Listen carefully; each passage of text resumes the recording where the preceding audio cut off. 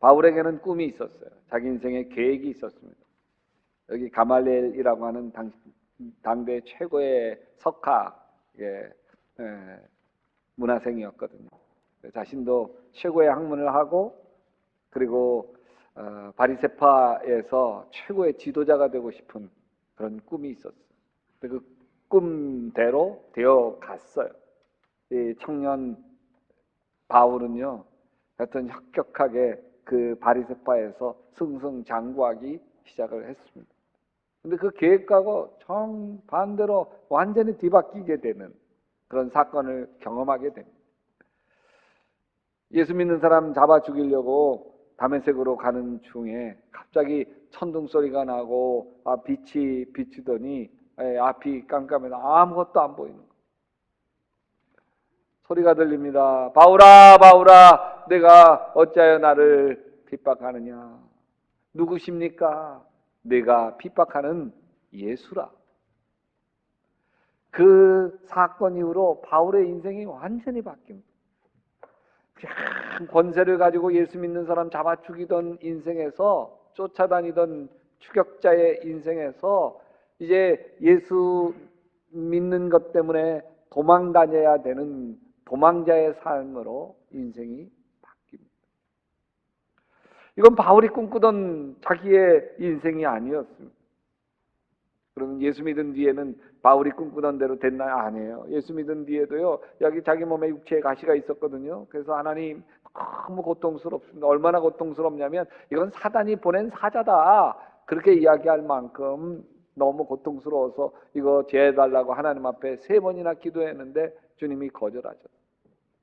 그냥 가지고 살아라. 환장할 일이에요. 전도할 때도 마찬가지예요. 아시아나 비두니아로 가서 복음을 전하려고 하는데 어떻게 된 일인지 거기로 가는 게 자꾸 막히는 거예요. 안 되는 거예요. 그러더니 꿈을 꾸게 되는데 이 마게도니아 사람이 건너와 우리를 도우라, 건너와 우리를 도우라. 아, 이게 하나님의 뜻이구나. 그래서 에게해를 건넙니다. 마치 우리로 얘기하면 현해탄 같은 바다를 건너가지고서 그 유럽으로 넘어가게 되어집니다. 생각지도 않는 인생으로 바울이 풀려가기 시작한 거죠. 우리 인생도 마찬가지 아닌가요? 저도 신학교 들어갈 때 나름 다 계획과 꿈이 있었어요. 신학교 나와서 유학도 가고 다녀오고 근사하게 목회를 하고 싶었습니다. 근데 엉뚱하게 신학교를 중간에 그만두게 되고 부천에 와서 공장 생활을 하며 지내게 될 줄은 생각지도 못했어요. 저는 부천은 그냥 스쳐 지나갈 곳으로 생각했습니다. 84년도 개나리 보침 싸들고 약대동에 자취방을 얻어 살면서 부천에서 시작했을 때는 한 2, 3년 살다가 떠날 줄 알았습니다. 그런데요, 한 여인을 만나면서 인생의 계획이 바뀌는 거 있죠. 86년 11월 11일 빼빼로 데이에 제가 한 여인에게 그 부천 근처 포세이돈이라고 하는 커피숍에서 청혼을 했습니다. 나랑 결혼해 주세요. 매일 아침 당신 품에서 눈을 뜨고 싶습니다. 이 여자가 그러재요. 그래가지고 그날 처음 뽀뽀를 했는데 그게 신현미입니다. 그러면서 36년째 부천 어간에서 살고 있어요. 앞으로도 남은 인생 부천에서 마칠 것 같습니다. 제가 원했던 계획이 아니었어요. 여러분은 어떻게 부천까지 흘러오셨습니까? 어릴 적부터 꿈꾸던 그리던 도시가 살고 싶었던 도시가 부천입니까? 우리 인생 되돌아보면 내 계획대로 된 건 별로 없는데 되돌이켜보면 예수님이 내 인생과 내 삶을 인도하셨구나 고백하지 않게 됩니까? 오늘 말씀에서 이렇게 얘기해요. 빌립보서 1장 6절이에요. 너희 안에서 착한 일을 시작하신 이가 그리스도 예수의 날까지 이루실 줄을 우리는 확신하노라. 우리가 예수 믿는 순간 예수의 영이 우리 안에 들어오십니다. 내 마음에 들어오신 예수님은 우리 안에서 착한 일을 시작하시고 우리의 인생을 인도해 주시는 거예요. 바울이 마게도니아인 환상을 보고서 에게해를 건너 무작정 유럽으로 건너갑니다. 아무 연고도 없는 땅입니다. 먼저 하나님 앞에 기도해야지. 조용한 곳을 따라 찾아서 강가를 거니는데 거기에 루디아라고 하는 여인을 만나게 됩니다. 그 여인에게 예수 얘기를 했는데 와, 그렇게 잘 받아들여요. 그래서 예수 믿기로 작정을 합니다. 근데 이 루디아라는 여인이 마침 부자였어요. 그래서 자기 집에 모시고 그 바울로 하여금 마음껏 그 집에 거하면서 복음을 전하게 하십니다. 이 빌립보 나가서 이제 예수를 전하는데, 야, 어떤 여종이 쫓아오면서 그냥 막 그 바울에게 뭐라 이야기하는데, 와, 너무 힘들어요. 이 여종은 어떤 여종이냐면 그 점치는 귀신 들린 여종이에요. 그래가지고 점괘가 신통방통해요. 다 보여요. 그러니까 바울이 누군지를 보는 거예요. 그래서 이 사람은 지극히 높은 하나님의 종으로서 구원의 길을 너희에게 전하는 자다, 이렇게 이야기해요. 근데 이게 한 번 하고 말면 얼마나 좋아요. 그런 거니 그렇게 이야기하거니. 근데요, 매일같이 쫓아다니면서 이 사람은 뭐 또 이 사람아, 그냥 다니는 곳마다 뒤쫓아다니면서 이 사람은 이러는데 환장하겠는 거예요. 너무 심히 괴로워서. 성경은 바울이 너무 심히 괴로워가지고서 뒤를 돌아보면서 예수의 이름으로 명하노니 점진한 귀신아 떠나갈지어다. 그래가지고 귀신이 떠나가요. 이 여인은 이제 귀신에 시달리지 않고 자유하게 되었습니다. 근데 문제는 누가 문제가 돼요? 이게 주인이 문제가 되는 거예요. 주인이. 왜냐하면 점괘가 신통하니까 사람들이 와가지고 점을 보고 내는 복채가 이게 장난이 많았거든요. 근데 뭐 이제는 깡통이에요. 점괘 하나 못 나오는 거예요. 그러니까 돈 한 푼 벌지 못하게 되어지니까 막 얼마나 속상해요. 요즘도 전화로 사주팔자 점을 볼 수가 있더라고요. 그래서 제가 얼마쯤 되나 그러고 찾아봤어요. 그랬더니 야, 1분 보는데 2,300원이야. 2,600원. 10분 보는데 26,000원. 야, 얘네들은 시급이 대단해요. 1시간에 15만 6천원 벌어. 와. 근데 물론 부가가치세 별도래. 이 여종이 귀신이 나간 뒤로 신통력이 없어지니까 주인이 얼마나 열불이 나든지 마을 사람을 선동해가지고 바울과 실라를 잡아서 실컷 두들겨 패고 감옥에 가둡니다. 참 바울 신세가 철양 맞습니다. 여러분, 귀신 들린 거 쫓아주면 대접받아야 되는데 대접은커녕 두들겨 맞으니 얼마나 억울해요. 가만히 보면 빌립보는 자기가 가고 싶었던 도시도 아니에요. 하나님이 환상을 보여주어서 가라고 한 곳이에요. 아니, 하나님의 인도함을 받았으면 뭐 탄탄대로여야지. 이게 뭡니까? 실컷 두들겨 맞고 살점 다 터져 피투성이 돼가지고 감옥에 갇혀 있으니까. 근데 놀라운 거는 그 피투성이 된 채 바들바들 떨고 있는 게 아니라 오히려 찬송하기 시작해요. 기도하기 시작해요. 그러자 갑자기 큰 지진이 나가지고 옥토가 움직이고 문이 다 열리고 모든 사람의 맹기 다 벗어지게 됩니다. 기적이 일어난 것이죠.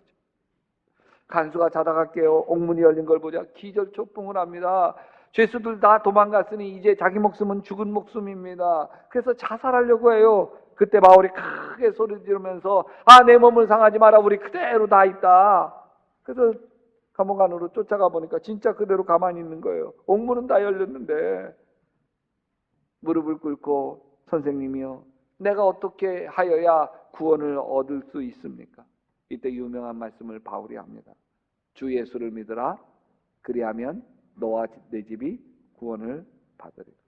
결국 간수와 그 가족들이 다 예수를 믿어서 빌립보 교회 기둥이 됩니다. 바울이 바라는 대로 된 게 없어요. 마음에 품고 기대한 대로 된 게 아니에요. 그런데 하나님은 바울이 전혀 기대하지 않았던 놀라운 일들을 만나게 하시고, 그래서 루디아를 만나고 간수가 회개하게 하시고 빌립보 교회가 우뚝 서게 하셨습니다. 여러분, 하나님을 신뢰할 수 있게 되시기를 바랍니다. 내 인생이 내 마음대로 되지 않고 내 계획한 대로 되어지지 않는다고 낙심하지 않게 되시기를 바랍니다. 왜냐하면 여전히 예수님은 내 안에 계시고 내 안에 계신 예수님은 내 안에서 착한 일을 지금도 하고 계시기 때문입니다. 고난이 싫지만 고난조차도 유익이 되게 하시고 있습니다. 가난이 싫지만 가난조차도 축복이 되도록 주님이 인도해 주십니다. 어느 흑인 무명병사의 시, 무엇이나 얻을 수 있는 힘을 달라고 하나님께 구하였으나 나는 약하게 태어나서 겸손함을 배웠고 복종하는 것을 배웠다. 큰 일을 하기 위하여 건강한 몸을 구했으나 도리어 병을 얻어서 좋은 일을 할 수 있게 됐고, 부를 얻어 행복하기를 간구했으나 나는 가난한 자가 됨으로 오히려 지혜를 배우게 되었다. 한번 세도를 부려서 만인의 찬사를 받기를 원하였으나 세력 없는 자가 되어서 하나님만 의지할 수 있었고, 돌이켜 내가 바라던 원하던 것 하나도 받지 못하였으나 은연중 내게 필요한 것, 하나님이 주시길 원하는 모든 것들은 나에게 부어줬다. 나는 부족하되 내가 간구하지 않은 기도까지 다 응답을 받게 되었어. 나는 많은 사람 가운데서 가장 크나큰 축복을 입은 사람이다. 나는 이게 바울의 이야기를 하는 것 같습니다. 왜 하나님은 우리가 바라는 대로 인도하지 않으실까요? 고난의 풀무불에 던져놓기도 하고 시련의 광야를 통과하게 하실까요? 여러분, 바울은 자신이 바라지 않았던 엉뚱한 인생을 살면서 바울이 얻게 된 게 있다고 표현하고 있어요. 빌립보서 1장 8절이에요. 내가 예수 그리스도의 심장, 너희 무리를 얼마나 사모하는지 하나님이 내 증인이시다. 원치 않는 인생의 고난 속에서 뭘 얻게 되냐면요, 그리스도의 심장을 얻어요. 그리스도의 심장을. 그리스도의 심장이 아니었다면 바울은 그렇게 담대할 수 없었을 거예요. 그리스도의 심장이 아니었다면 바울은 고난 속에서 하나님을 원망하고 자신의 처지에 절망했을 거예요. 바울이 빌립보 감옥에 갇힙니다. 바울은 감옥살이에 치를 떨었고 간수들만 생각하면 소름이 끼쳤을 거예요. 감옥에서 겪은 바울의 고난을 고린도후서 11장 23절에서 이렇게 표현해요. 내가 수고를 넘치도록 하고 옥에 갇히기도 더 많이 하고 매도 수없이 맞고 여러 번 죽을 뻔하였으니 유대인들에게 40에서 하나 감한 매를 5번 맞았으며 3번 태장으로 맞고 1번 돌로 맞았다. 그냥 많이 갇히고 많이 두들겨 맞고 하여튼 인생의 고난과 시련, 역경과 아픔 바울처럼 많은 사람이 없어요. 근데 그 속에서 찬송해요. 그 속에서 기도한단 말이죠. 우리는 일이 안 될 때 하나님을 원망합니다. 하나님 왜 이러십니까? 인생이 뒤틀리게 될 때 하나님께 삐지죠. 저도 툭하면 하나님께 삐집니다. 그렇게 간절히 기도했는데 하나님이 외면하실 때 하나님에게 삐져요. 우리 교인들의 가슴 아픈 사연 때문에 눈물로 하나님께 매달려 기도했는데 그 기도 외면하실 때 하나님께 섭섭하죠. 저는 하나님께 삐지기도 하고 잘 넘어지고 적당히 비겁하기도 하고 참 허물이 많은 사람입니다. 근데요, 막상 어려운 일을 만나면요, 저 침착해져요. 당황하지 않아요. 하나님께 맡기게 되죠. 그때 제 자신을 보면 그건 제 마음이 아니에요.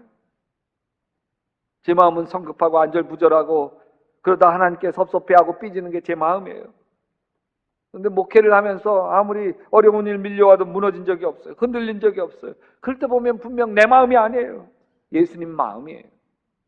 내 심장이 아니에요. 예수님의 심장이에요. 내 안에. 바울이 감옥이 지긋지긋하고 감옥이 엄청나게 고통스러울 때인데도 하나님을 찬양하고 기도하는 모습을 보면 바울의 마음이 아니에요. 바울 속에 있는 그리스도의 심장입니다. 바울 속에 착한 일을 시작하신 이가 그리스도의 심장을 만들어 주신 거죠. 바울이 감옥에서 찬송을 부를 때 옥토가 열리고 착고가 풀립니다. 잠에서 깬 간수가 자결하려고 할 때 바울이 소리치죠. 죽지 마! 우리 아직 여기 있다. 사실 저 간수는요, 바울 피투성이 되도록 두들겨 팬 사람이, 잔인하게 고문한 사람이란 말이죠. 자살하는 걸 보면 아유 저거 그거 쌤통이다 뭐 그래야 되는데 말려요, 살려요. 소름 끼치는 그 간수조차도 바울이 감싸주는 거예요. 바울 속에 있는 그리스도의 심장을 보면 여러분, 좌심방도 사랑이고 우심방도 사랑이고 좌심실도 사랑이고 우심실도 사랑이에요. 여러분, 우리가 예수 그리스도의 심장을 가지고 나아갈 때 연약한 지체들, 내 마음에 안 드는 사람들도 마음에 품을 수가 있어요. 여러분, 아직도 마음에 화해가 안 되는 사람 있나요? 도저히 용서가 되지 않는 사람이 있습니까? 나의 심장으로 살고 있기 때문에 그래요. 내 심장으로. 바울은 간수의 인도로 감옥에서 나와서 간수집에서 그 가족이 다 예수를 믿게 한 뒤 제발로 걸어서 감옥으로 다시 들어갑니다. 하나님이 풀어주셨던 쇠사슬 다시 차고요, 열린 그 감옥문 다시 걸어 잠그고 그대로 감옥 안에서 한 발짝도 움직이지 않습니다. 왜요? 탈옥하게 되면 이 구원받게 한 그 간수가 다 책임을 져야 되잖아요. 곤란하게 되지 않습니까? 그러니까 다시 감옥으로 들어갑니다. 근데 다음날 빌립보 감옥에 위에 사람이 석방문을 보내가지고 바울과 실라 무죄니 나가도 좋다고 통지문이 옵니다. 근데 나가라고 하니까 바울이 오히려 큰 소리쳐요. 안 나가! 못 나가! 왜 안 나가냐고. 내가 로마 사람인데 죄도 정확하게 잘 재판하지도 아니하고 사람 많은 데서 그렇게 작신 두들겨 패고 감옥에 가두더니 이제 나가라고? 높은 사람아 내 앞에서 나를 데리고 나가기 전에는 절대로 여기 못 나가. 바울에게는요, 그리스도의 심장이 있는 거예요. 죽음도 두렵지 않은 그리스도의 심장이 가슴속에 뛰고 있는 거예요. 근데 여러분, 바울 마음속에 품은 그리스도의 심장은 두 가지의 모습입니다. 하나는 사자예요, 라이언. 하나는 어린 양이에요, 램. 그리스도의 심장이 가진 두 가지 모습을 요한계시록 5장에서 볼 수 있는데 5장 5절에서 이렇게 이야기해요. 장로 중에 한 사람이 내게 말하되 울지 마라. 유다 지파의 사자 다윗의 뿌리가 이겼습니다. 이 사자, 예수님의 모습. 그 두루마리와 7위를 때리라 하더라. 내가 또 보니 보좌와 내 생물과 장로들 사이에 한 어린 양이 섰는데 일찍이 죽임을 당한 것 같다. 예수님의 두 가지의 모습이, 하나는 사자고 하나는 어린 양입니다. 여러분, 우리도 비슷할 때가 있어요. 우리 안에도 사자의 심장도 있고 어린 양의 심장도 있습니다. 근데요, 누군가가 나에게 손해를 끼쳤을 때 우리는 사자입니다. 누군가가 내 자존심을 건드렸을 때 우리는 분노를 폭발시키며 사자의 심장이 돼. 물불을 가리지 않습니다. 그러나 죄의 유혹이 다가왔을 때 어린 양이에요. 질질 끌려가요.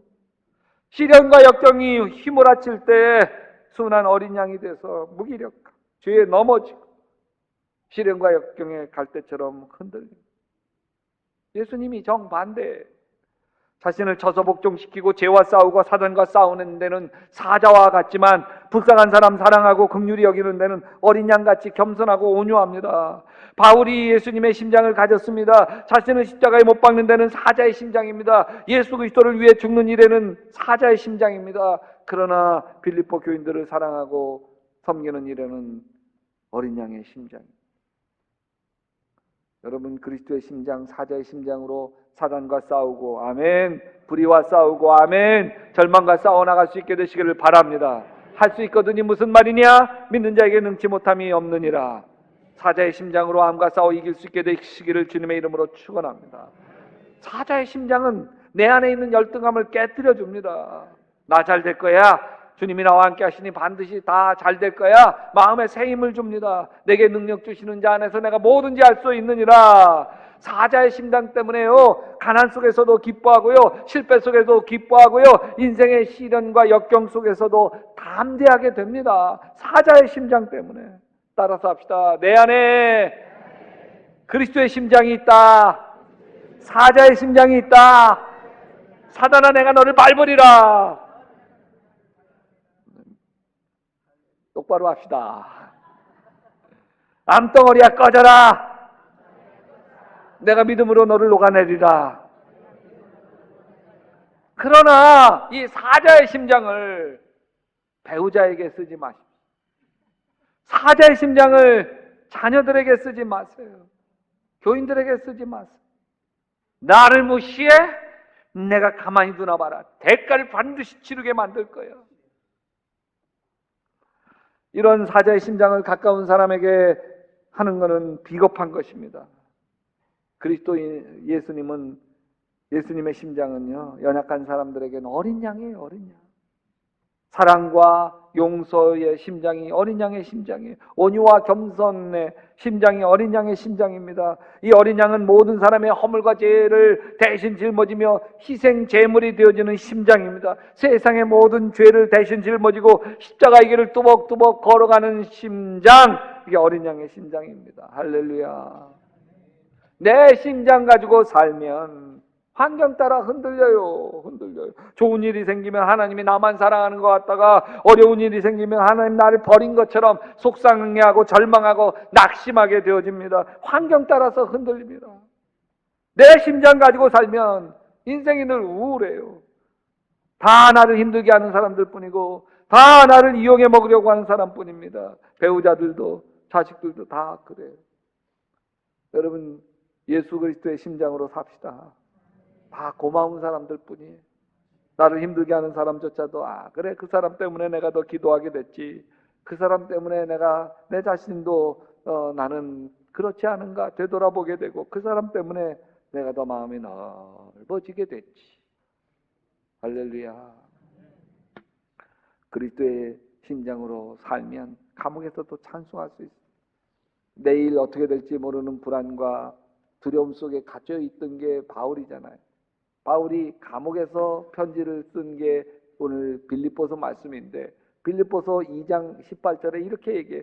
이와 같이 너희도 기뻐하고 나와 함께 기뻐해라. 나 기뻐 죽겠다. 나 기쁨이 샘솟나. 아니, 이게 감옥 안에서 언제 죽을지 모르는 때예요. 인생이 다 끝난 때인 것 같은 불행한 때인데 기쁨이 충만한 거예요.